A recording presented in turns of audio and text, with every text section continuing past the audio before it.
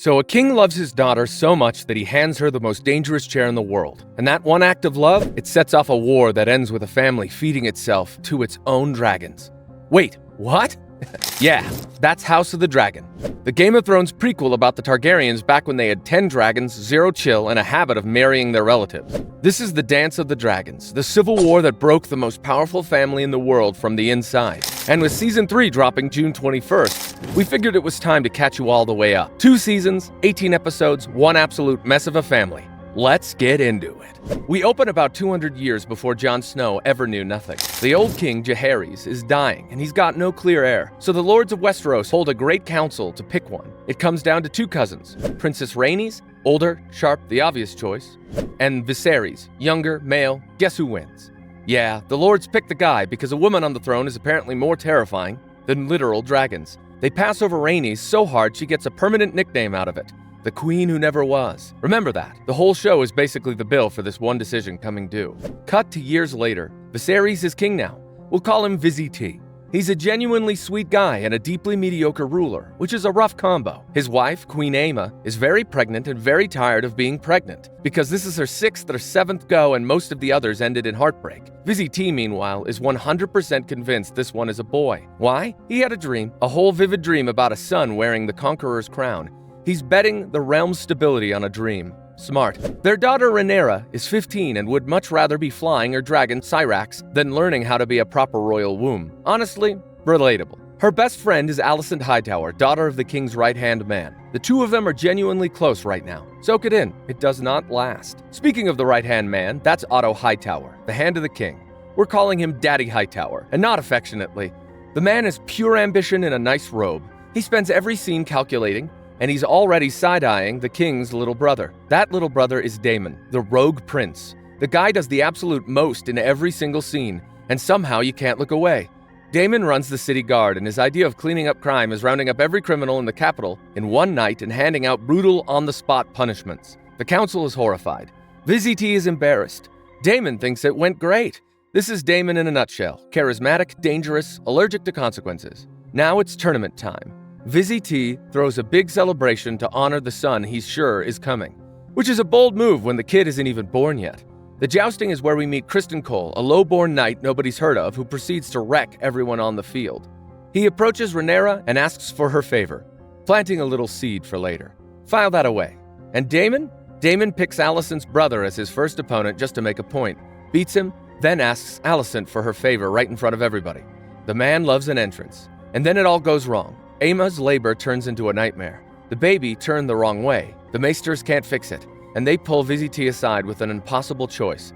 They say Aemma is a lost cause. She is going to die. But they can try to cut the baby out to save him, but it will be extremely painful. They ask the king, and Vizzy T, panicking, loving her, terrified, says do it, without telling her. What follows is one of the most upsetting scenes in the whole show, and I'm not going to walk you through it. Just know it's brutal. Aemma dies confused and afraid, and they save the baby, a son, Balon. He dies within hours. So, in a single afternoon, Vizzy T loses his wife and his son he was so sure about. Both of them gone. And his brother's response?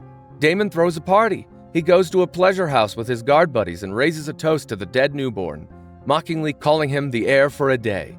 Cold, ice cold. Otto's spies report every word back, because of course they do. This is the moment everything pivots. The council pulls Vizzy T aside at the worst possible time and basically says, look, you've got no heir now, and the next in line is your brother, the guy who just toasted your dead baby. Otto, who hates Damon, floats a wild alternative. Name the daughter. Name Rhaenyra. No woman has ever sat the Iron Throne, but Otto would rather burn tradition than let Damon to anywhere near the crown. Vizzy T confronts Damon about the cruel toast, and the brothers absolutely go at it. Damon throws Otto's name around like poison, says Vizzy is weak, says the council is bleeding him dry. He's not entirely wrong, which is the annoying part. But cruelty plus being right doesn't save you. Vizzy T strips Damon of his place as heir on the spot and orders him back to his wife's lands in the Vale. Banished from court, basically. Damon walks out furious. Then comes the scene that defines the series. Vizzy T sits Rhaenyra down and names her his heir, in front of the lords, for real. But first he tells her a secret, a Targaryen secret passed king to heir since the conquest. Aegon the Conqueror didn't just want to rule Westeros. He had a dream too, a vision of a great darkness coming out of the north that would end the world of men. and only a Targaryen on the throne could unite the realm against it. He called it the Song of Ice and Fire. Yeah, that Song of Ice and Fire. The whole Game of Thrones endgame, planted here as a quiet promise between a dad and his teenage daughter. Vizzy T makes her swear to carry it. She does. The Lord kneels. Rhaenyra is the heir. About 6 months later, surprise, Damon did not handle his time out well. He's flown off, seized the island fortress of Dragonstone, parked his loyal city guards there as a private army, and stolen a dragon egg on his way out. Why an egg? Because he's announced he's taking a second wife, his lover Missaria, a former sex worker turned schemer, and he claims she's pregnant. And he wants the egg in the cradle like a proper Targaryen prince. He even sends Vizzy T a wedding invitation. The pettiness is genuinely impressive. The council reads it like a declaration of war, which, fair. Meanwhile, there's an actual war brewing that nobody's handling. Out in the shipping lanes, a warlord called the Crab Feeder is butchering sailors and choking off trade. He gets that name from the horrifying way he kills people. And no, I'm not describing it, but you can imagine it with a name like Crab Feeder. The richest man in the realm, Corlys Velaryon, the sea snake, is furious that Vizzy T keeps doing nothing while ships burn. He wants to send dragons in. Rhaenyra, sitting at the council as the king's cupbearer, actually agrees with him, which earns her a pat on the head and a run along. Yeah, they're not ready for a girl with opinions. Corlys has a fix for all of this, and it's gross. He proposes Vizzy T marry his daughter, Laena, to unite their two great houses. The catch? Laena is 12. The king himself flatly points out that she's a child, and to the show's credit, it does not pretend that's normal. Everyone's uncomfortable. The sea snake playing for a direct line to the throne and barely hiding it. Back at court, the King's Guard need a new member, and they let Rhaenyra pick. She skips all the polished tournament boys and chooses Criston Cole, the one guy with real battle experience. Good instinct on paper. We'll see how that ages. Oh, it ages like milk. Now here's the quiet thing happening in the background. Daddy Hightower keeps sending his daughter Alicent to visit the grieving king, just to comfort him, read a book together, sit with him in his loss. Alicent thinks she's being kind. She mostly is, but Otto's aiming her like a weapon and she doesn't fully clock it. Trust me, this matters in about 30 seconds. The Dragonstone situation comes to a head. Vizzy T sends Otto to go take the stolen egg back, and Damon turns it into theater, daring the hand to start a fight he can't win. Swords come out, it's about to get bloody, and then Rhaenyra shows up on her dragon, lands Syrax right in the middle of the standoff and calls Daemon's bluff to his face. She tells him if he really wants to be heir again, he'll have to kill her right here. Daemon, who is many things but not a child killer in this moment, backs down, hands over the egg. Crisis diffused by a teenager with a dragon. Honestly, iconic. So Vizzy T, finally facing reality, tells his council he's going to remarry to secure the line. Everyone assumes it's Laena. Corlys is practically counting his grandchildren on the throne. And then Vizzy T drops it. He's not marrying Laena. He's marrying Alicent, his daughter's best friend, the Hand's daughter, the girl who's been quietly comforting him in his chambers. The room goes cold. Corlys is humiliated. And Rhaenyra just got betrayed by her father and her best friend in the same breath. And she knows it. The friendship is over. She just doesn't have the words for it yet. That betrayal is the crack that the whole war pours through. And nobody in that room has any idea what they just started. Jump ahead 3 years. Vizzy T and Alicent have a son now, little Aegon. And the king throws a giant hunt to celebrate the kid's second birthday, which is a lot of pomp for a toddler who, by all accounts, just wants to eat porridge with his hands. Same, buddy, same. Meanwhile, that war out in the shipping lanes, still going, still ugly. Damon and the Sea Snake have been grinding it out against the Crab Feeder for 3 solid years, and they're losing. Their men are starving, deserting, and openly questioning whether the rogue prince knows what he's doing. Vizzy T won't send help because the whole mess started without his blessing, and bailing them out now would make him look weak, so everybody just suffers. Cool system. Back at the birthday party, Rhaenyra is in full sulk mode, and honestly, she's earned it. Her dad replaced her mom, had a son, and now treats her like livestock he's trying to sell. Enter Jason Lannister, Lord of the Gold Everything, who struts up and basically pitches himself as a husband by bragging about how tall his castle is. Subtle. Rhaenyra is unimpressed. She storms off into the woods. Criston Cole chases after her to keep her safe, and they end up bonding while she takes down a charging boar with a knife. She's great at this. Remember that energy. It curdles later. While Rhaenyra's off being competent, Daddy Hightower keeps working the angle, quietly pushing Vizzy T to name baby Aegon the heir instead. He even floats the idea of betrothing the 2-year-old to Rhaenyra. Yeah, her little half-brother.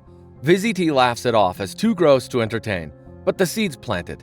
And when Jason Lannister gets a little too confident assuming Aegon will be the heir, Vizzy T snaps and reminds the whole realm that he named Rhaenyra full stop, and they'd better not forget it. The hunt has this whole running bit about a legendary white stag, an old symbol of true kingship.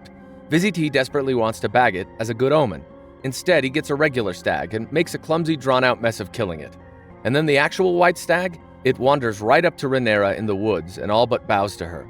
The show basically grabbed you by the collar and whispered, "The real monarch is the girl." Not subtle. Don't care. It's really cool.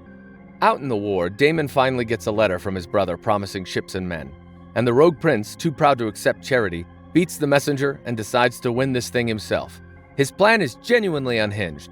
He walks out alone towards the enemy caves, pretends to surrender, takes a bunch of arrows to bait them into the open, and then the dragon comes screaming in. It works. The crab feeder gets dealt with, though we don't directly see what happens. And Damon walks out the other side, declaring himself king of the Narrow Sea. Insane gambit. Total payoff. Now Rhaenyra's marriage tour kicks into gear, and it's a parade of losers. They drag her around the realm to meet suitors, and she torches every single one. A lord older than her father, a literal child, she insults them, embarrasses them, and bails on the whole tour 2 months early. Vizzy is furious. And right as she gets back, Damon flies into the capital wearing his new crown, struts into the throne room and lays it at his brother's feet. Big dramatic gesture of loyalty. For about 5 minutes, the brothers actually like each other again.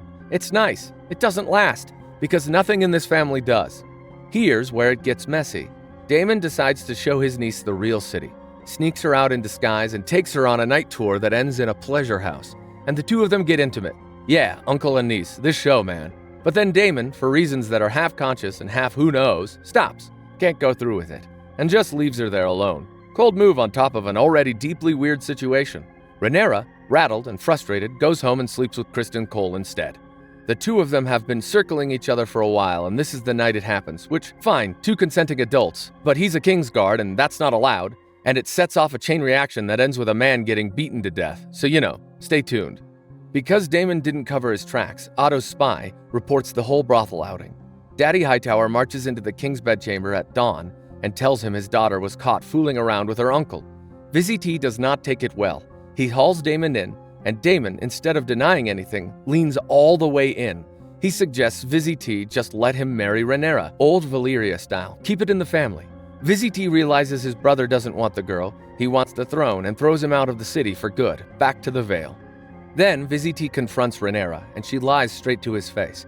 Says Damon abandoned her, says she only watched, swears on her dead mother that nothing happened. And here's the thing about Vizzy. He tells her the truth doesn't even matter, only what people believe. The damage is done. So he does 2 things. He fires Otto his hand for spying on his own daughter and scheming to put Aegon on the throne. Finally, took you long enough.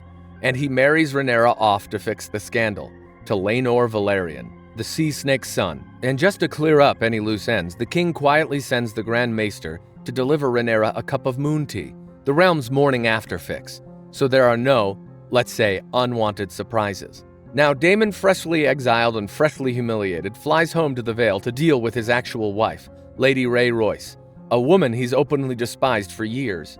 He finds her out hunting, they trade insults, she mocks him for being unable to finish anything, including, apparently, her, and then her horse spooks, throws her, and leaves her badly broken on the ground. She taunts him one last time, daring him to do it. The camera cuts away, but she turns up dead, and the official story is a tragic riding accident with a crushed skull. Sure, an accident, with the husband who hated her standing right there. The rogue prince just got himself a widower's inheritance and a clean conscience he absolutely does not deserve. Meanwhile, the Laenor marriage gets negotiated like a corporate merger. The sea snake drives a hard bargain. The kids will carry the Velaryon name, but whoever eventually sits the throne goes back to being a Targaryen. Deal. The catch nobody says out loud at the table is that Laenor is gay and has a boyfriend, a charming knight called Joffrey Lonmouth. So Rhaenyra and Laenor make a very mature, very modern arrangement. They'll do their royal duty and produce heirs, and otherwise, they each see other people on the side. He gets his knight, she keeps hers. Civilized. Doomed, but civilized. There's just one person who did not get the memo, and that's Criston Cole. The morning after their night together, Criston shows up convinced this is love. He begs Rhaenyra to run away with him, leave the throne, sail to Essos, get married, live free and nameless. And Rhaenyra, who is going to be queen and was never confused about that for 1 second, turns him down, flat. She tells him he can stay on as her lover and her protector, just like before, and that breaks something in him. In his head, he didn't have an affair. He ruined his sacred oath for the love of his life, and she just offered to keep him around as a side piece. He's devastated. He is humiliated. and he curdles into the bitter, self-righteous, rage-filled knight we're going to be stuck with for the rest of the show. This, right here, is where I start calling him Sir Incel. He earned every letter of it. Which brings us to the wedding feast, and oh boy, first the visual the whole fandom lost its mind over.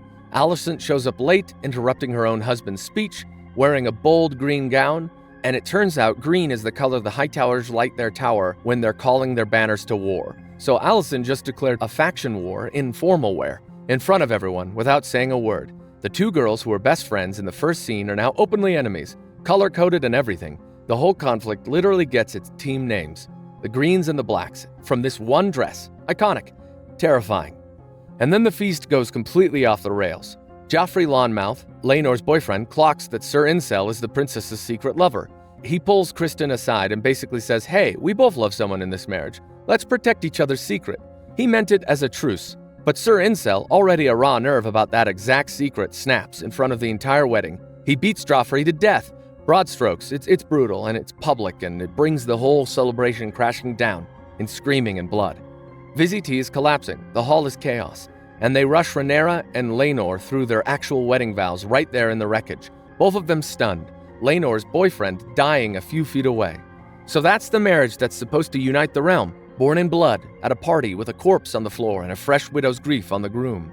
And Sir Incel? After murdering a man at a royal wedding, he's standing alone, ready to end himself out of shame when Alicent finds him. She doesn't turn him in.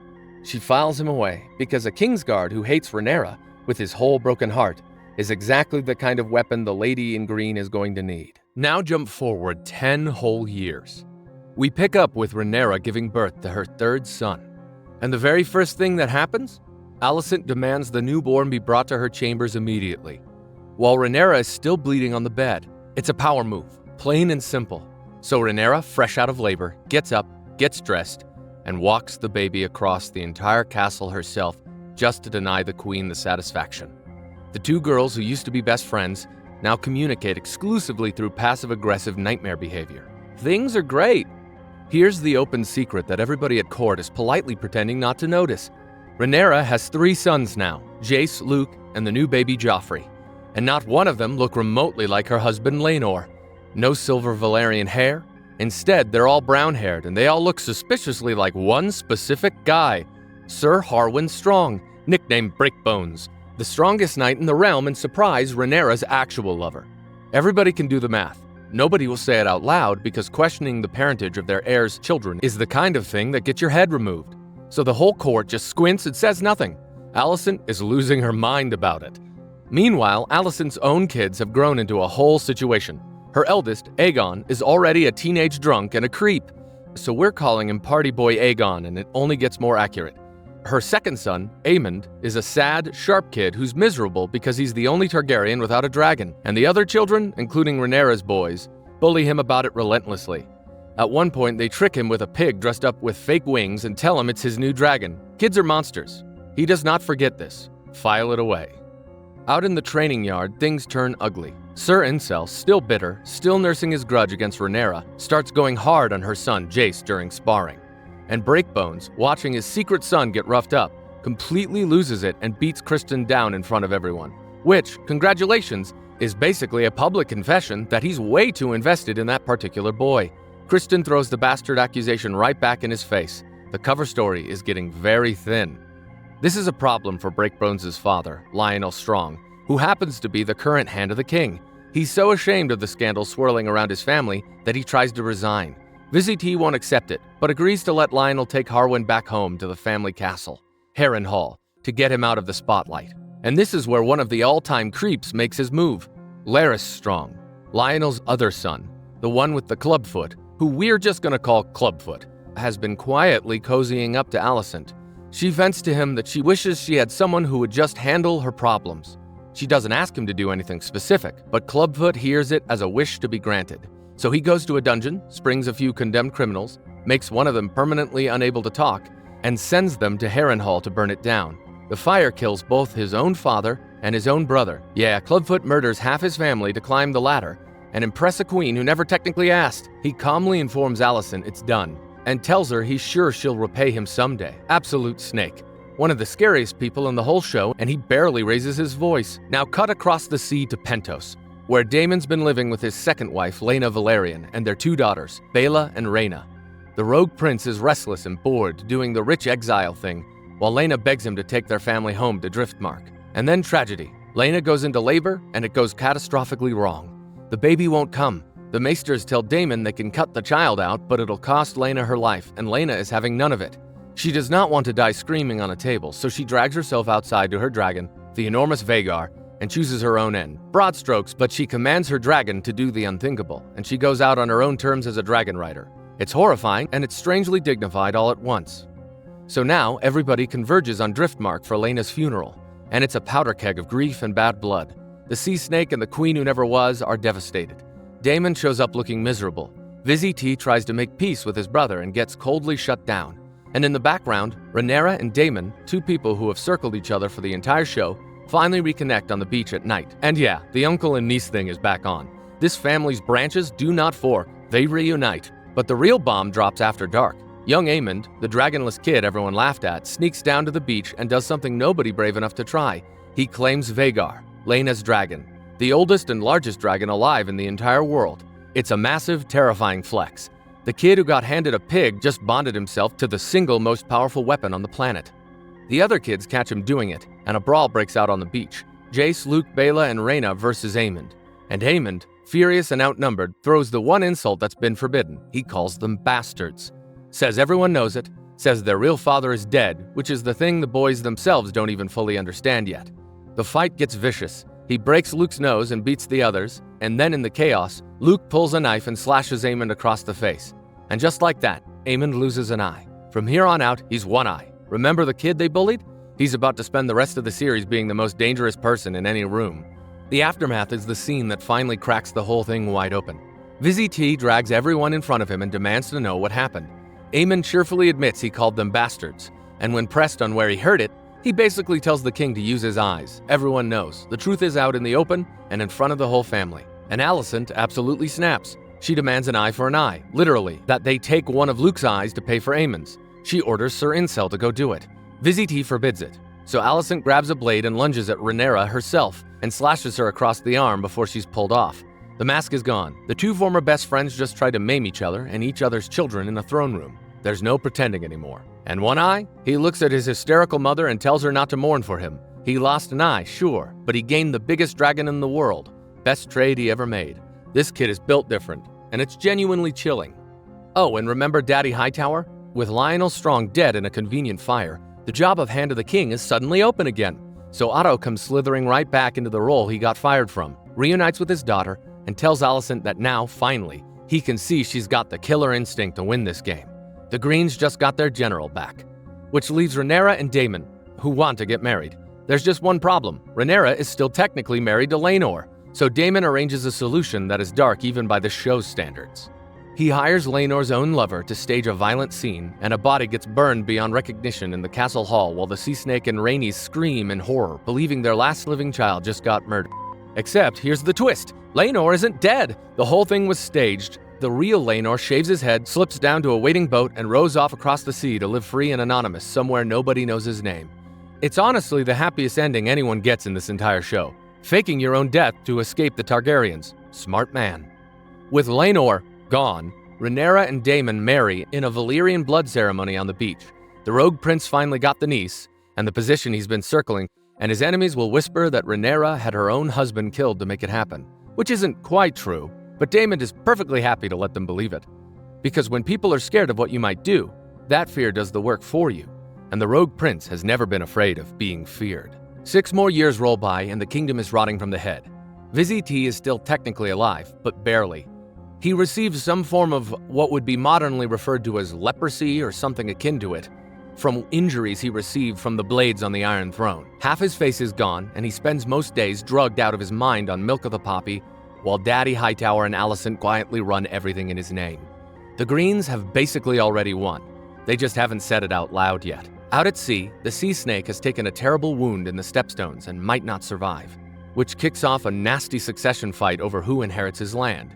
His brother Vaemond steps up to claim it, and to do that he has to argue that Rhaenyra's son Luke shouldn't inherit because, well, Everybody knows the boys aren't really Laenor's. So the whole bastard question, the thing nobody's been allowed to say, is about to get dragged into open court. Meanwhile, Rhaenyra and Damon have 2 little sons of their own, Aegon the Younger and baby Viserys, and they bring the family back to King's Landing to defend Luke's claim. Quick heads up so you're not lost later. Yes, there are now 2 different Aegons running around. Alicent's grown son, party boy Aegon, and Rhaenyra's toddler, Aegon the Younger. The Targaryens were not creative with names, and it causes problems for everyone, including the audience. Speaking of party boy Aegon, he's a full-grown disaster now. He assaults one of the serving girls, and Alicent has to quietly clean up the mess, hush the girl, and slip her some moon tea to make the whole thing disappear. Then she tears into her son, who whines that nothing he does is ever good enough. He's not wrong, but he's also a genuinely awful person, so my sympathy is limited. This is the guy the Greens are about to put on the most powerful seat in the world. Cool. Now the big set piece, the succession petition. Everyone gathers expecting Alicent and Otto to rule against Luke and hand Driftmark to Aemond. And then the doors open, and Vizzy T himself, a man who can barely stand, drags his dying body into the throne room one last time. He climbs that horrible spiky chair through sheer willpower, and with the whole court stunned silent, he affirms that Luke is the rightful heir, full stop. It's his last act as king, and it's genuinely moving. Aemond does not take it well. He blows up, calls Rhaenyra's sons bastards to their faces, and calls Rhaenyra herself a I'm not repeating on this channel. Big mistake. Before Vizzy T can even finish threatening to take his tongue, the rogue prince settles it the Damon way. He takes Vaemon's head off right there on the floor. Broad strokes, but yeah, the man got beheaded mid-sentence for trash-talking the family. Order restored, Targaryen style. That night, Vizzy T does something beautiful and doomed. He has the entire fractured family sit down for one dinner. He takes off the gold mask he wears to hide his face, shows everyone the dying man underneath, and just begs them to set aside their hatred and love each other before he's gone. And for a few perfect minutes, it seems to work. Rhaenyra raises a cup to Alicent, Alicent raises one back. The 2 old friends actually soften towards each other. You almost believe the war might not happen, and then One Eye ruins it. Aemond stands up and gives a toast to his nephews, his 3 strong boys, deliberately using the strong surname to call them bastards in front of everyone. A brawl breaks out. Jace lunges at him, the table erupts, and that fragile little piece shatters for good. The dinner that was supposed to save the family is the dinner that confirms it's beyond saving. Then comes the moment that arguably starts the whole war, and it's a misunderstanding. Late that night, Vizzy T is dying in his bed, drugged and barely conscious, and Alicent sits with him. In his delirium, he mistakes her for Rhaenyra, and he starts rambling about Aegon's dream, the secret prophecy he told Rhaenyra back in the very first episode. The Song of Ice and Fire, a great darkness coming from the north, and a prince who is promised, the one who has to unite the realm to stop it. He tells her she is the one, she must do this. But here's the thing, Alicent was never told the prophecy. She has no idea what Aegon's dream means. All she hears is her dying husband saying the name Aegon, talking about a prince who must take the throne, telling her it's the will of the gods. She thinks Vizzy T just changed his mind on his deathbed and named their son, party boy Aegon, as his true heir. It's the worst miscommunication in the history of the realm. Vizzy T was talking about a prophecy hundreds of years old. Alicent heard a coronation order, and then, quietly, the old king dies. So the Greens move fast. With Vizzy T cold, Otto springs a plan he's clearly been building for years. They're crowning party boy Aegon immediately, before Rhaenyra can react. The small council was apparently in on it the whole time, which even Alicent doesn't fully know. And when the old treasurer, Lord Beesbury, stands up and calls it exactly what it is, treason and theft, Sir Incel shoves him back down into his seat with enough force that he hits his head against the table and dies. Just like that. The coup has its first body before they've even found the new king. Because here's the embarrassing part. The king they want to crown is missing. Party boy Aegon, hearing his father's dead and they want to make him rule, has bolted into the city to hide because he genuinely doesn't want the job. So now you've got rival search parties combing the slums for him. Otto sends the loyal twin knights to find him quietly. Alicent sends Sir Incel and One Eye. One Eye, by the way, would happily take the throne himself and barely hides it. Eventually, they track Aegon down through the city's spy network, and he tries to beg his way out of it, swearing he'll sail away and never be seen again. Nobody lets him. They drag the reluctant drunk back to be made king against his will. There's also the matter of the queen who never was. Rhaenys happens to be in the city, and the Greens lock her up partly as leverage, partly to keep her dragon away from Rhaenyra. Alicent visits her and makes a genuinely interesting pitch. Basically, you and I are both women who got used by ambitious men, Let's guide them towards peace instead of war. Rhaenys hears her out and calls it what it is. Alicent doesn't want freedom. She just wants a nicer prison. Then the coronation. They crown party boy Aegon in a massive public ceremony in the Dragon Pit. Thousands of small folk cheering to make him look like the people's true king. And right as the crowd roars his name, the floor of the arena explodes. Rhaenys, who escaped her cell and found her dragon Marries, comes bursting up through the ground on dragonback, scattering the crowd. She stares down the entire Green royal family, Aegon, Alicent, Otto, all of them, helpless, one word away from being roasted alive. And she doesn't do it. She could have ended the entire war in 3 seconds and saved thousands of lives, but she holds her fire, turns and flies off to go warn Rhaenyra instead. People still argue about whether that was a mercy or a massive mistake, probably both. But she is definitely responsible for the deaths of a lot of small folk in that room. Over on Dragonstone, Rhaenys lands and breaks the news. Vizzy T is dead, the Greens stole the throne, Aegon is already crowned, and the shock hits Rhaenyra so hard that she goes into early labor right there. It does not go well. She loses the baby. Broad strokes, but it's devastating. A stillborn daughter in the middle of the worst night of her life. She picks herself off that bed, blood and grief and all, and lets her people crown her the true queen. Damon lines up the castle guard and gives them a brutal choice. Swear to Rhaenyra or take a clean death. And they swear. The Blacks have their queen. So now both sides have a crowned monarch, and we get the Black Council. The war room scene at the giant painted table. They tally up who's got what, and the headline is the dragons. The Blacks have way more of them. Something like 13 to the Greens' 4. On paper, Rhaenyra should win this in a week. Daemon wants to do exactly that, seize the castle of Harrenhal, surrounding King's Landing, and put every green head on a spike before the moon turns. But Rhaenyra hesitates. And this is important for understanding her whole character. She doesn't want to win a kingdom of ash and bone. She remembers her father's prophecy, the actual reason the throne matters. Uniting the realm against the coming darkness. And burning it all down kind of defeats the point. So she holds back. She wants to counter allies before she sends anyone to die. Then Daddy Hightower himself sells to Dragonstone with peace terms from Alicent. Swear loyalty to King Aegon, the offer goes, and you can keep Dragonstone and your son's titles. Rhaenyra is tempted by peace, but Otto, the architect of all of this, standing in her hall acting reasonable, is a bit much. She nearly has him killed on the spot, thinks better of it, and tells him King's Landing will get her answer in the morning. The Sea Snake, meanwhile, pulls through his fever and comes home, and he and Rhaenys formally declare for Rhaenyra, throwing the most powerful fleet in the world behind the Blacks. The plan takes shape. They need the big houses, the Starks of Winterfell, the Aarons of the Vale, the Baratheons of Storm's End, to honor the oaths they once swore to Rhaenyra. So they send the fastest messengers they've got, dragon riders. Jace flies north to the Vale and Winterfell, and young Luke gets the short hop south to Storm's End. They both swear to Rhaenyra that they're going as messengers only. No fighting, just words. Yeah, about that. Luke flies to Storm's End to call on Lord Boros Baratheon, and walks into a trap he couldn't have seen coming. One Eye is already there. Aemond beat him to it, offering Boros a marriage to one of his daughters in exchange for his swords.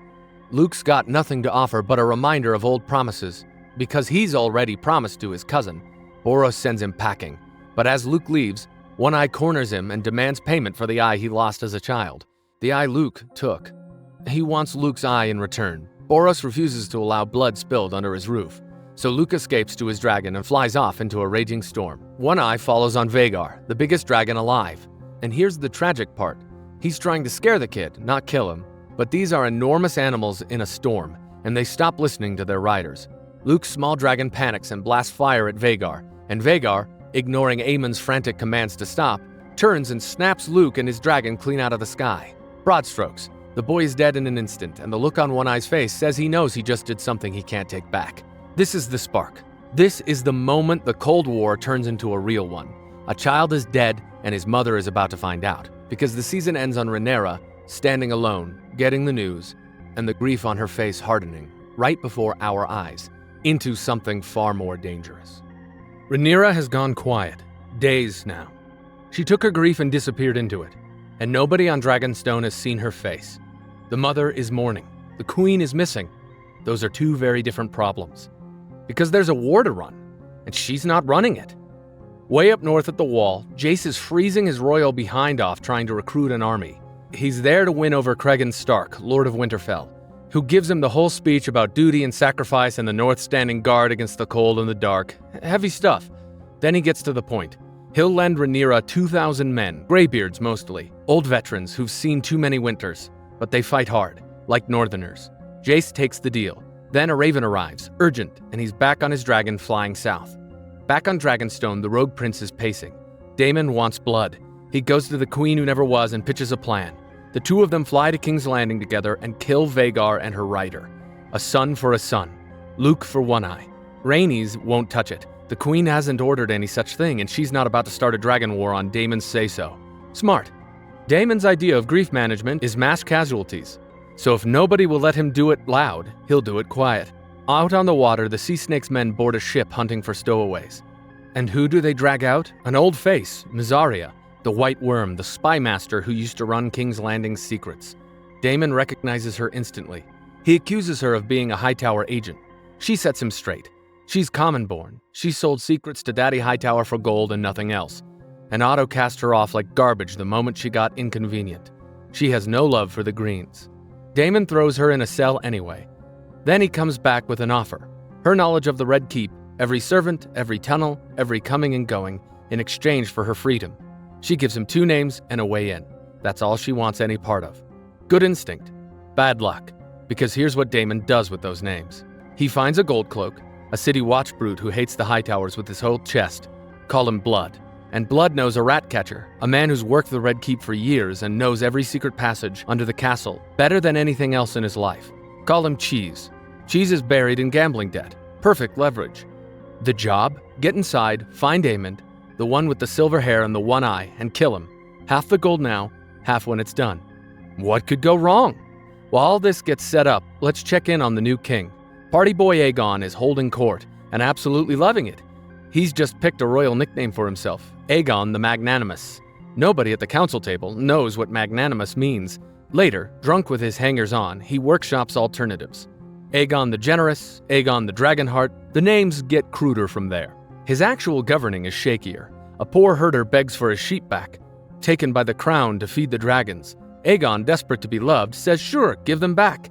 The council overrules him on the spot. Return one man's sheep, and they'll all line up expecting the same. So Aegon reverses himself to the poor guy's face. Dragons need feed. Sorry, bring the next. Then a blacksmith named Hugh steps up. Iron costs are crushing the smiths building the king's weapons, and he asks for coin up front. Aegon promises he'll be paid, and paid well. Keep Hugh in the back of your mind. In the background, the real game. Daddy Hightower and Alicent circle each other. They agree on the goal, Aegon on the throne and Rhaenyra kneeling. They very much disagree on the how. Otto's gone full cold pragmatist. He'll wage this war whether Alicent likes it or not, and Clubfoot has been busy too, quietly hunting down whichever servant leaked the family's secrets. His words, they no longer breathe our air. He's already chosen the new staff personally. The man is terrifying. Okay, here's the part that breaks everything. Blood and Cheese slip into the castle through the tunnels. Easy. Then they need to get upstairs where the royals live, and Cheese balks, because that's not his level. Blood threatens to gut him and take all the gold himself, so Cheese shows him a way up. They hunt for Aemond room by room. He's nowhere. And then they find a room that isn't empty. It's Helaena, Aegon's queen, with her 2 small children, a boy and a girl. The assassins don't know who she is at first. When they figure it out and realize they can't find their one-eyed prince anywhere, they remember the order. A son for a son. If not Aemond, then someone. Anyone with the blood. So they force Helaena to point out which twin is the boy. She tries everything. Offers a necklace, lies, points them wrong, they don't buy it. And to keep her daughter safe, she finally gives them the answer. They kill the boy in front of her. This is so messed up. There's no clean way to say it. A mother was made to choose, and a 2-year-old died for a war he could never understand. Helaena scoops up her daughter and runs through the castle screaming. She bursts in on her own mother. They killed the boy. Yeah, that's where season 2 actually begins. The Red Keep wakes up to a nightmare, and Aegon goes from grieving father to raging king in about 4 seconds. Traitors struck at him in his own home. He declares war out loud to the room, war. But Daddy Hightower, cold as ever, sees an opportunity. He doesn't want to bury this quietly. He wants to weaponize it, a funeral procession. The dead child paraded through the streets. The whole city told Rhaenyra did this. Rhaenyra the cruel, slayer of infants. Make her a monster in the realm's eyes and watch the wavering houses fall in behind Aegon. It works, by the way. Cold as it is, nobody likes a dead child. Rhaenyra's standing takes a brutal hit, and she didn't even order the thing. Otto put Helaena and Alicent on the wagon behind the little body, grief of the crown on display. Helena doesn't want to perform her worst day for strangers. The crowd eats it up anyway. Then the crown catches blood fleeing the city with the child's head in a sack. Yikes. Under questioning, he coughs up two things. Daemon Targaryen hired him, and there was a rat catcher accomplice. But he can't say which rat catcher. Hold that thought. Over on Dragonstone, Rhaenyra finds out what her husband did in her name, and the marriage detonates. She confronts him. He admits he sent the queen's vengeance for her son. He swears his instructions were Aemond, only Aemond. So she presses him. And if you couldn't find Aemond, what then? He's got no clear answer. Anyone with Hightower blood would do. That's the order that got a child killed and her name dragged through the mud. Then it all pours out, years of it. She never fully trusted him. He gave up his own claim and never forgave it. He thinks of his own glory before he thinks of her. He used her as a tool. He even goes after her dead father, calls Viserys a coward who feared him and only named her heir to put Damon in his place. She tells him her father couldn't trust him, and neither can she. Then she lands the word that ends it. Pathetic. He says nothing. Next morning he's gone, flies off Dragonstone alone, pointed at Harrenhal, to raise an army he swears he can win for her. His daughter Baela watches him go and basically shrugs. That's just what he does. So the most dangerous man on Rhaenyra's side just walked out the door. Back in King's Landing, Sir Incel is spiraling. Criston Cole has been Lord Commander of the Kingsguard for about 5 days, and a child got murdered on his watch, partly because he was occupied elsewhere with the Queen Dowager. Guilt makes people do stupid things, so he corners Sir Eric Cargill, unloads on him, and hands him a suicide mission. Go to Dragonstone, pretend to be your twin brother Eric, who serves Rhaenyra there, walk in wearing his face, and kill the queen. Eric hates it. It's deception. It's everything the Kingsguard oath stands against, and if anyone clocks the two of them together, he's dead. Criston questions his loyalty until he caves. Eric goes. Meanwhile, remember Blood couldn't name the rat catcher? Aegon's solution: hang all of them. Every rat catcher in the city strung up on the walls for everyone to see. One was actually guilty. The rest were innocent fathers and brothers and sons. And now their families gather at the gates to curse the king's name. And who knows if they even caught the real one. Daddy Hightower is livid. He just bought the city's sympathy with a dead prince and Aegon threw it away in a tantrum. Aegon's defense? At least he did something. That's the last straw. Aegon dismisses Otto as hand, rips the badge off of him, and hands it to Criston Cole. His new hand is going to be a steel fist, not an old man wringing his. Otto warns him he'll regret it, then leaves the capital. The Greens just lost their sharpest schemer right when they needed him most. On Dragonstone, Rhaenyra makes good on Daemon's promise and frees Misheard, arranging passage out on a ship. And right as that's happening, the trap closes. Auric arrives. He gets all the way to Rhaenyra's chambers, but someone notices there are suddenly 2 Sir Erics in the castle, and the real Eric comes running. The twins meet in the queen's bedroom with swords drawn, and it's awful. 2 brothers who love each other more than anyone in the world, set against each other by other people's politics. They fight. A guard rushes in and can't even tell which one is which. Eric wins. He kills his own brother. And then he can't live with it. He turns the blade on himself and dies right there in front of Rhaenyra, begging forgiveness. 2 brothers gone in a single afternoon over a war neither of them started. And Rhaenyra, standing in a room full of blood with her marriage in pieces and her army leaderless, is only beginning to understand what kind of fight she's in. The cost is just getting started, and the dragons haven't even truly gone to war yet. The dragons haven't gone to war yet, but the people sure have. Out in the Riverlands, 2 houses who have hated each other since before anyone can remember finally get their excuse. The Brackens declare for the Greens, the Blackwoods declare for Rhaenyra. So when somebody accuses somebody else of moving a few boundary stones, it explodes. They trade insults, baby killer, false king, the whole menu. And then they butcher each other in a field. They call it the Battle of the Burning Mill. Lord Samwell Blackwood ends up dead. Both sides get gutted, and the Greens proudly chalk it up as first blood for Aegon. Except even Aegon's own council admits it. These 2 have been knifing each other for centuries. This isn't a war, it's an old grudge that finally found a flag to wear. But the point stands. The Riverlands are burning now, and nobody started it on purpose. Over on Dragonstone, the Queen Who Never Was floats a different idea. There may be another way. Alicent. Rhaenys reminds Rhaenyra that Alicent came to her in grief after Viserys died, that she doesn't actually want this war, that it's the men around her hungry for blood. Alicent even sent a raven. Rhaenyra refuses to read it. As far as she's concerned, Alicent allowed a child to be murdered, same as Rhaenyra allowed blood and cheese. File that away, it's about to matter. Meanwhile, the rogue prince lands at Harrenhal and claims it. The Castellan, an old man named Sir Simon Strong, drops to a knee and pledges to Rhaenyra on the spot. No fight, which is suspicious until you see the place. Harrenhal is the biggest castle in the realm and also a giant melted ruin, because a Targaryen torched it on Dragonback ages ago, and the stones never recovered. Even in summer, the hearths barely light. Damon doesn't care. There are 40,000 swords scattered across the Riverlands, the largest army nobody's claimed yet, and Harrenhal is the only place big enough to house them. His plan: fix the castle, summon the local Lord Paramount, bend the whole region to Rhaenyra. Simon Strong, for the record, has zero love for his own lord, Clubfoot, calls him a curse on his family, and points out how strange it is that Larys's father and brother both happened to burn to death here. We know Simon. We were there. Back on Dragonstone, Mysaria crashes in. She's the one who turned her ship around to warn the castle about the twin assassin, which saved Rhaenyra's life. So instead of a ride out of Westeros, she asks for a place at court. She knows the Red Keep inside out. She hates the Hightowers, she knows the small folk. Rhaenyra takes the deal. The White Worm now spins her web for the Blacks. Rhaenyra also makes a brutal mother's call. She sends her 2 youngest boys away to Pentos for safety. That's little Aegon, the one we'll call Aegon the Younger so you don't mix him up with the drunk one wearing the crown, and Viserys, along with Luke's brother, Joffrey.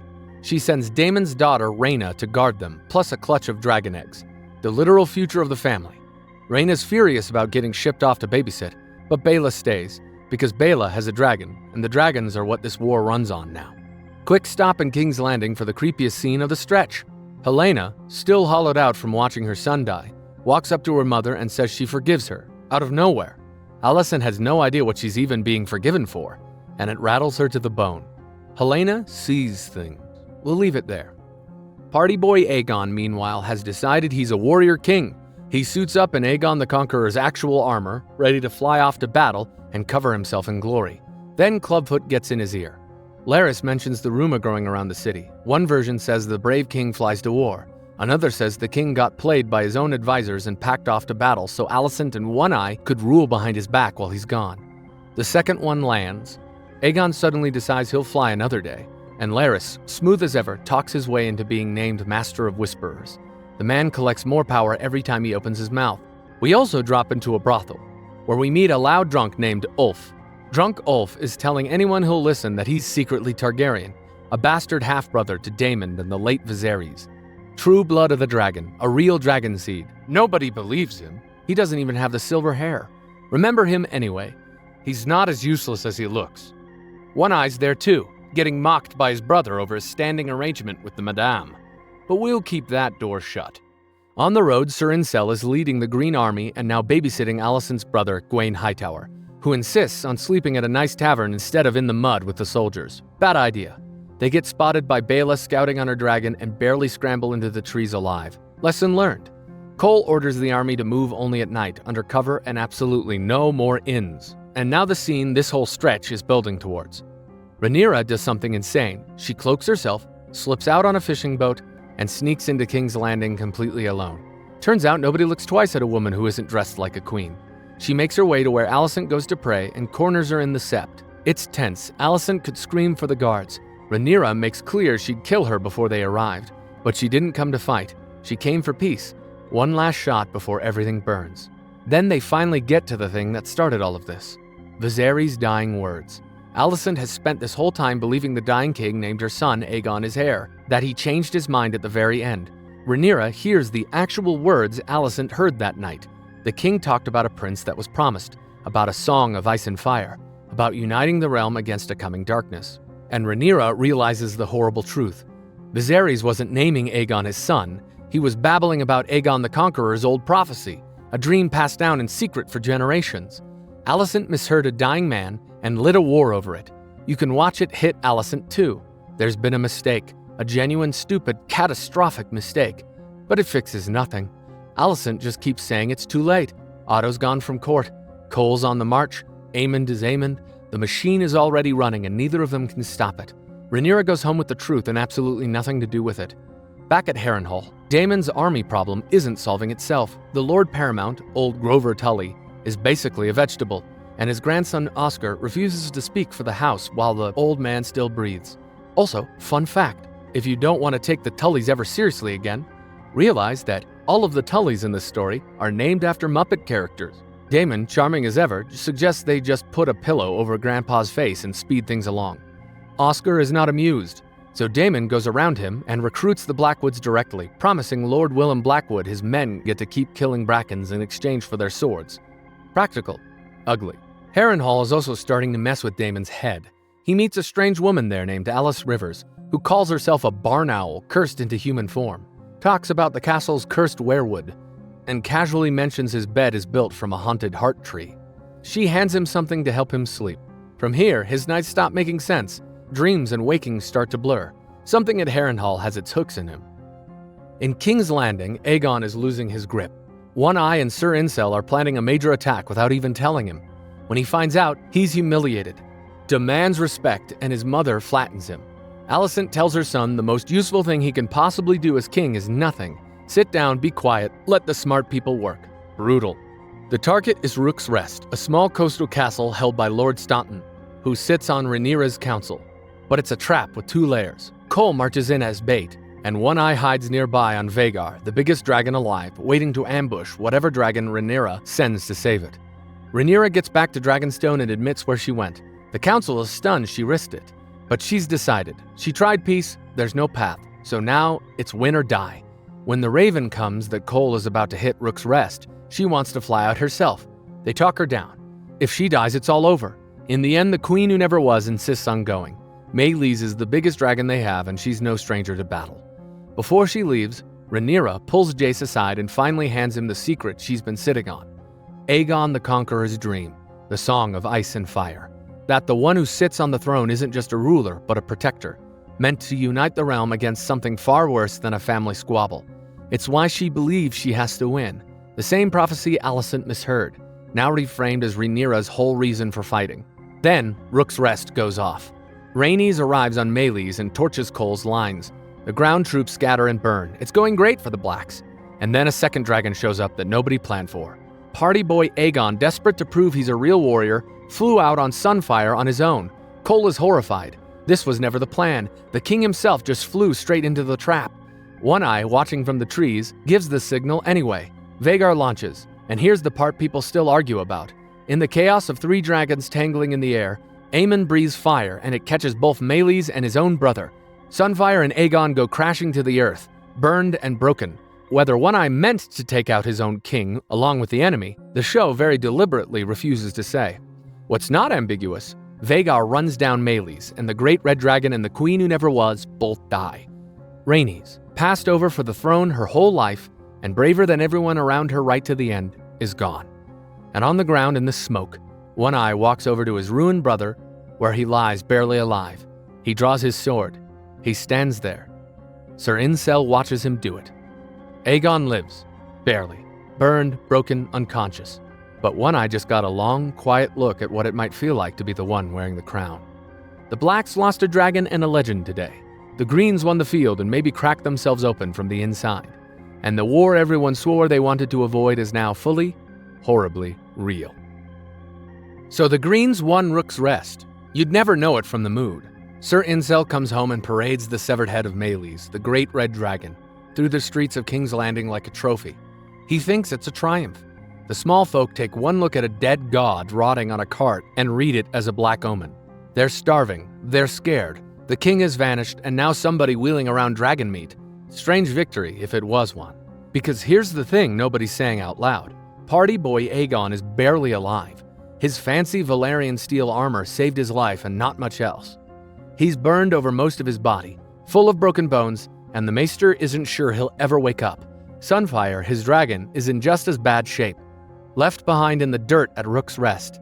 And when people ask Sir Incel what exactly One Eye's role in all of this was, Cole suddenly gets very vague. Yeah, everybody's starting to wonder about that. A king who can't wake up can't rule, so the Greens need a regent. Alicent makes her case. She did the job for years while Viserys rotted away. She knows the council, she's ready. The men at the table hear her out and then pick the guy with the dragon. One Eye becomes Prince Regent, and the reason they give her is that she's a woman. That's it. That's the whole reason. Clubfoot backs Aemond. Sir Incel backs Aemond. Done. So the coldest, most unstable person on the green side now runs the green side. What could go wrong? Over on Dragonstone, Rhaenyra's getting the same treatment from the other direction. Her own counselor, Sir Alfred, tells her to her face that war is men's work and the gentler sex doesn't understand battle. She reminds him there's been peace their entire lives, so he hasn't seen any more war than she has. Sit down, Alfred. But the message lands. Even her own people don't fully respect the queen they're supposedly dying for. Her son Jace is sick of it too.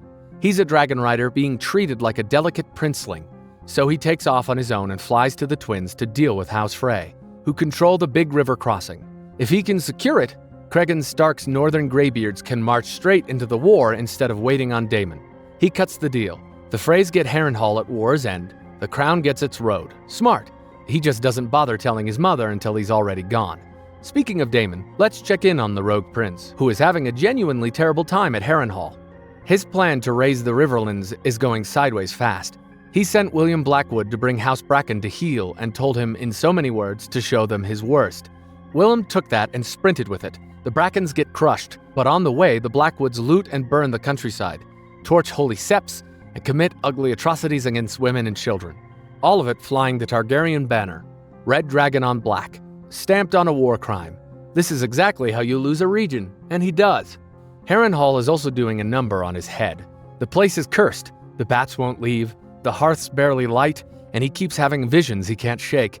He dreams of his dead brother Viserys telling him he was always the strong one, the better son, that he was the one truly made to wear the crown.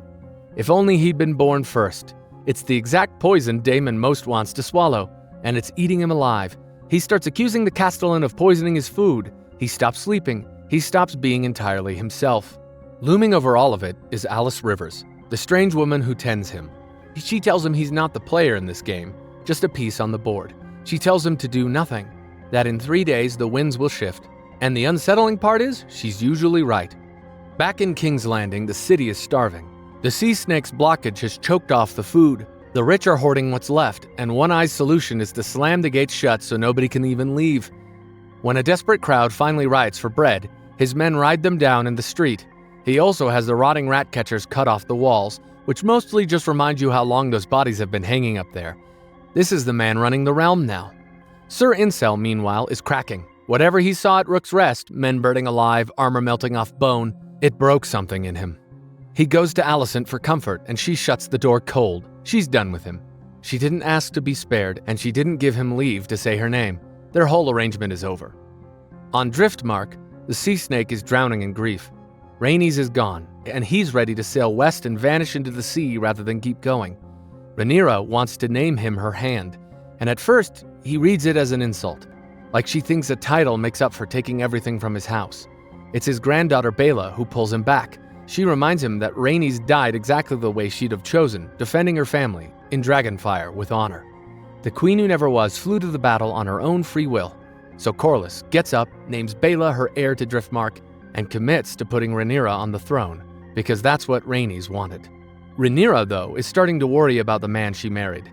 She sends Sir Alfred off to Harrenhal with a simple job: find out whether Daemon is raising an army for her or for himself.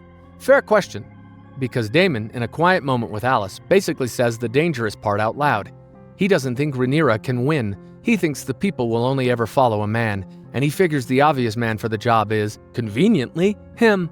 His plan is to take King's Landing himself and then graciously invite Rhaenyra to come share the throne, king and queen side by side, with him very much in front.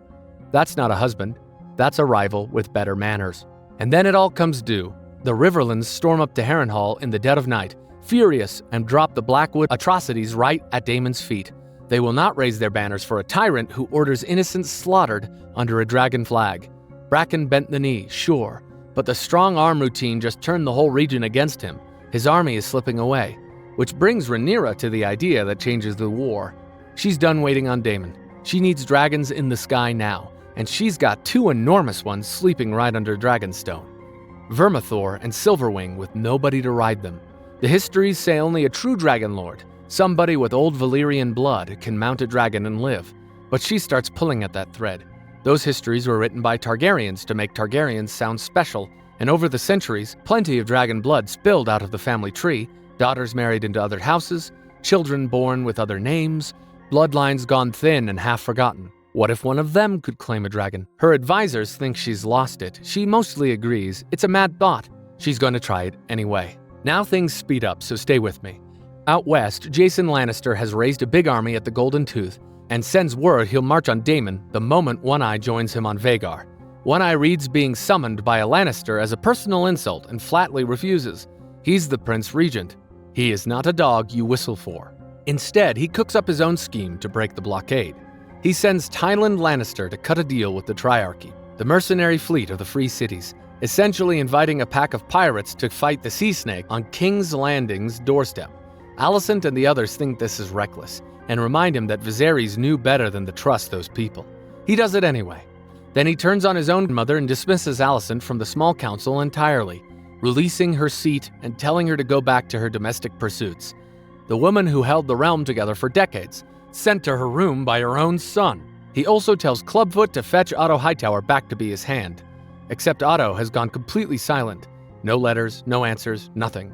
Hold on to that. Grandpa Hightower has just quietly disappeared off the board, and nobody can find him. Meanwhile, Rhaenyra puts her mad thought into motion. She finds her first candidate, Sir Steffon Darklyn, a loyal knight who happens to carry a thread of Targaryen blood way back in his line. He volunteers to claim Seasmoke, the dragon left riderless when Laenor faked his death and slipped away. Steffon understands the deal. To claim a dragon, you have to be willing to die.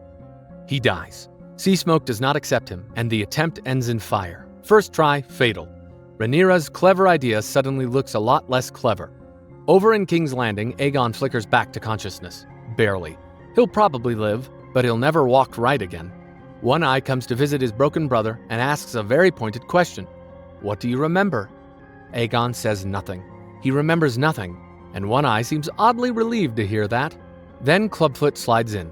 Larys tends the crippled king and delivers a warning wrapped inside a long story about his own twisted foot, about being underestimated his entire life, about how that became his weapon.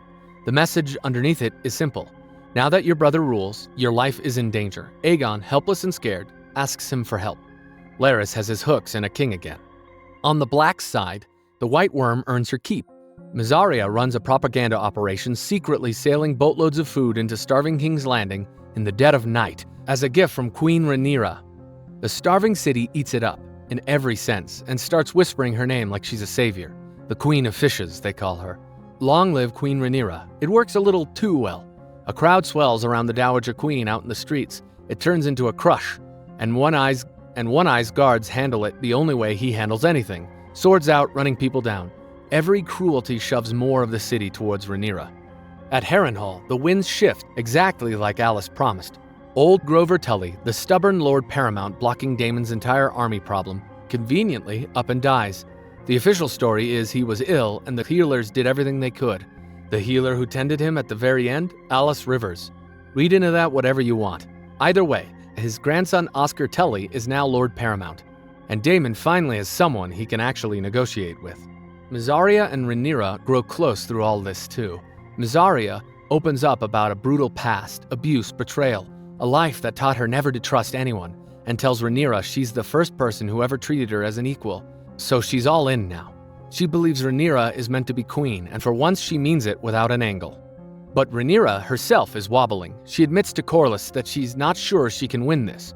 Rhaenys is dead. Her son doubts her. She fears Daemon has turned against her for good, taking Caraxes and his ambition with him. She's got Syrax and 2 half-grown dragons and no real army.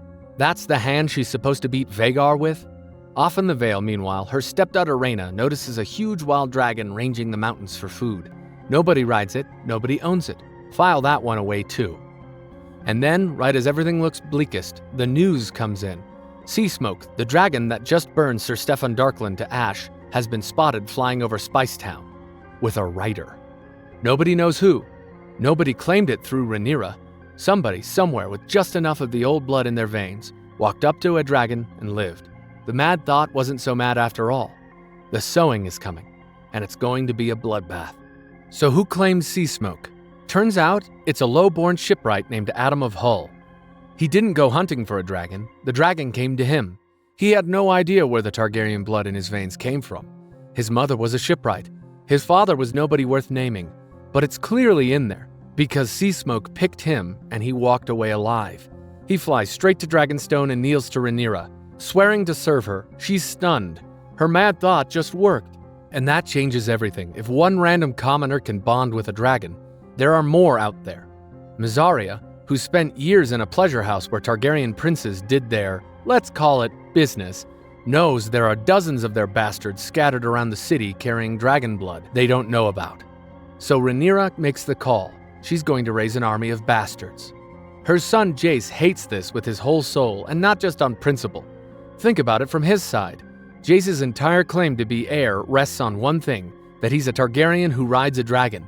Everyone in the realm quietly knows he's actually the son of Harwin Strong, that he's a bastard too, and the dragon is the only thing papering over it. So if his mother starts handing dragons to fishmongers and drunks, what's left that makes their family special? What's left that makes him legitimate? He confronts her about it, raw and hurt, basically saying out loud the thing nobody says. She pushes ahead anyway. It's this or lose the war. Meanwhile at Harrenhal, the rogue prince finally gets his comeuppance, and it comes from a teenager. Remember, Damon let his Blackwood thugs commit atrocities to terrify the Riverlands into line? It backfired, and the Riverlords despise him for it, so young Oscar Tully, the brand new Lord Paramount, plays him beautifully. Oscar honors his house's old oath to Rhaenyra, which means the Riverlands will fight for her, but the price of those swords is that Damon has to publicly own his crimes. Oscar makes him execute his own enforcer, Willem Blackwood, for the barbarities Damon ordered in the first place. And Damon does it. He beheads his own man to buy an army, while a kid less than half his age lectures him on honor. The rogue prince got schooled, he's getting his army, but Harrenhal has humbled him right down to the studs. Now the sowing needs bodies, and we meet the two who matter. First, Hugh the blacksmith. He's the smith from earlier who begged Aegon for coin and got stiffed. He's broke, his city's starving, and he and his wife already buried a child. He learns his late mother carried Targaryen blood, a silver-haired woman from a pleasure house who always told him he was no different from the princes. So Hugh decides to risk everything for a dragon and a better life for his family. Second, drunk Ulf, our loudmouth from the brothel who's been bragging about his secret Targaryen blood for ages. His drinking buddies finally call his bluff and dare him to go claim a dragon. So off he stumbles, Ulf the Dragon Lord, mostly to avoid the humiliation of backing down. Then comes the sowing itself, and it earns the red in its name. Rhaenyra gathers her hopefuls and warns them straight. To claim a dragon, you must be ready to die. Then they bring out Vermithor, the Bronze Fury, the biggest dragon alive after Vhagar. And it goes about as well as you'd expect when you herd a crowd of desperate, starving people towards a giant fire-breathing god. A lot of them die, burned, trampled, the whole nightmare. It's brutal. But out of the carnage, two make it. Hugh the blacksmith steps up and claims Vermithor itself. And drunk Ulf, somehow, against all logic and sobriety, walks away bonded to Silverwing. The town drunk and the broke blacksmith are now dragon riders.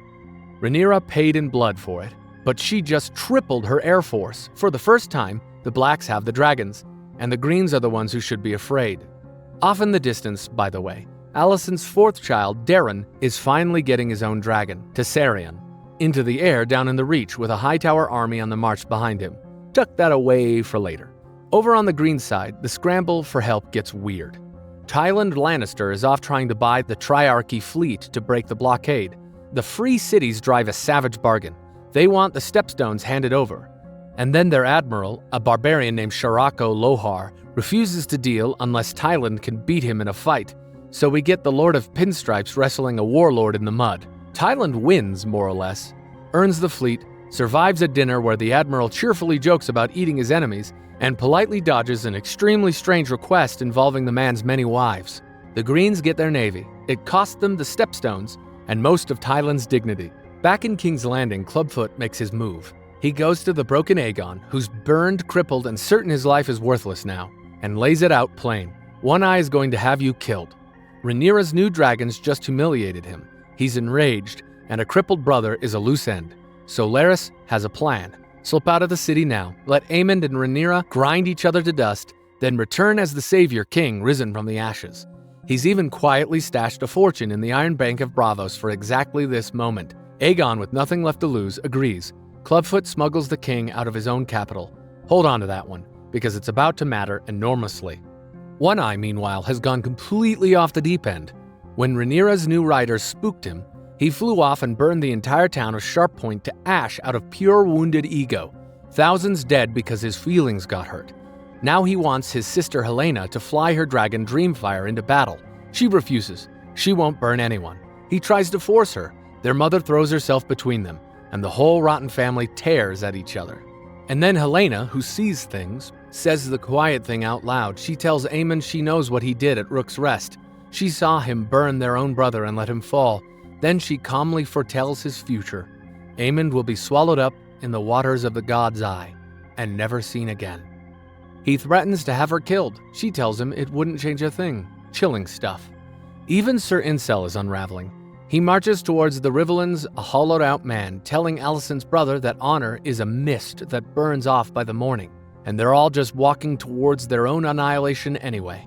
The most rigid knight on the show has stopped believing in anything. That's how badly the dragons have broken these people. At Harrenhal, Damon reaches the end of his long, haunted road. First, he gets tested. Rhaenyra's emissary, Sir Alfred, slides up and whispers that what the realm really needs isn't a queen, it's a king. And Damon could just take it. The old Damon would have jumped at that. This one doesn't. Then Alice finally walks him to the weirwood and lets him see what's been clawing at him all season. He witnesses visions of the future, of a great darkness coming for the entire world, the same threat hidden inside Aegon the Conqueror's old dream. And he finally understands. This war over a chair isn't the real story. There's something far bigger coming, and the realm has to be united to survive it. He hears the truth he's spent his whole life running from. He's not the hero of this tale. He's one piece in it, and he finally knows his part. So when Rhaenyra flies to Harrenhal, braced for her husband to betray her and crown himself, she finds the opposite. Daemon kneels. He pledges his loyalty and his entire army to her, not as a rival, not as a king in waiting, but as her sworn servant. He accepts that Viserys chose her, that she's the one meant to lead. After 2 seasons of ambition and resentment, the rogue prince bends the knee and actually means it. Their shattered marriage and alliance snap back together at the exact moment she needs it most. The sea snake gets his moment too. He repairs his great ship and renames it the Queen Who Never Was for Rhaenys. Everything he does now, he does for her. His low-born first mate, Alan, who's clearly more to the old lord than he'll ever admit, keeps Corlys at arm's length, saying he'd rather face this whole war alone than take scraps of favor decades too late. The Valyrian fleet sails back out to choke King's Landing by sea. And then the finale lands its gut punch. Alicent comes to Dragonstone, alone, unarmed, no guards, throwing herself on the mercy of the woman who used to be her best friend. She's done. She's lost faith in her father, her dead husband's wishes, her lover, her sons, all of it. She realized she helped ignite a war over a simple misunderstanding, and now she just wants out. So she offers Rhaenyra a gift. When Aemon flies off to the Riverlands, Alicent will open the gates of King's Landing, order the guards to drop their swords, and let Rhaenyra walk in and take the throne without a single drop of blood. A clean victory. But Rhaenyra names the real price. For this war to truly end, the opposition has to end too. Aegon has to die, publicly, where everyone can see it. Alicent flinches, still trying to shield Aegon even now. But Rhaenyra won't bend. 2 former friends, both mothers, both wrecked by what they set in motion, sit there and tearfully agree to trade a king's head for peace. Alicent goes home to keep her end of it. There's just one problem she has no idea about. Aegon isn't in King's Landing anymore. Clubfoot already smuggled him out. So the deal Alicent just made, the throne she's handing over, the king's head she just promised, all of it is built on a lie she doesn't even know she's telling. The Greens still have their king hidden somewhere out in the world, which means the war is nowhere near finished. And that's where Season 2 leaves us, fully loaded on a knife's edge. And that's the whole story so far. 2 seasons, a family that fed itself to its own dragons, and a body count that will not stop climbing. Season 3 drops June 21st, 2026, and it walks straight into the bloodiest chapter of this entire war. If even half of what got set up here pays off, the Battle of the Gullet alone is going to be carnage. Dragons fighting dragons, which every single character kept warning is the one thing nobody walks away from.